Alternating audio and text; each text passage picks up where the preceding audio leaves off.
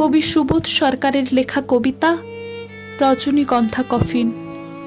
তোমাকে আমরা বাঁচাতে পারিনি দামিনী। সারা দেশ জুড়ে আমরা কেঁদেছি, সারা দেশ জুড়ে আমরা ফুঁসেছি। জনজোয়ারের চাপে মাথা নত করেছে অশোক স্তম্ভ। ভারত রাষ্ট্র বাঁচাতে পারেনি তোমাকে। দেশের বাইরে পাঠিয়ে তোমাকে ফেরত আনতে পারেনি, ফেরত আনতে পারেনি তোমাকে দামিনী। ফেরত এসেছে রজনীগন্ধা কফিন, ফেরত এসেছে আমার ভারত কন্যা। আমার মেয়েটি 13 দিন ধরে মৃত্যু সরাতে সরাতে 13 দিনে হলো অনন্যা। কফিনে ভর্তি সে এক রজনীগন্ধা।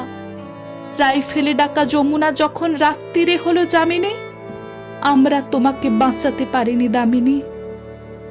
13 দিন ধরে তোমার ভেতরে গঙ্গা পাল্টে নিয়েছে ফুঁসে ওঠা জল নিজেই নিজের সংজ্ঞা। 13 দিন ধরে তোমার ভেতরে তমসা গুমরে মরেছে রড ঢুকে থাকা শরীরে। কোটি কোটি মেয়ে মোমবাতি হয়ে জ্বলছে। ভারত রাষ্ট্র তখন যা ছিল এখনো সমান তিমিরে। কেন 13 দিন গুমরে মরেছে? কেন 13 রাত কষ্ট? মা তুই কেন তখনই মরে গেলি না?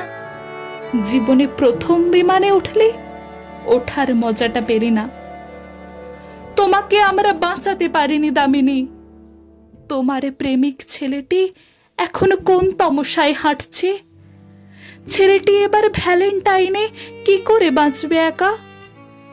আমরা দেখেছি, দামিনী নামের জনজোয়ারকে দেখেছি। ছেলেটিকে যারা জীবনে দেখিনি, মৃত্যুর পর দেখেছি।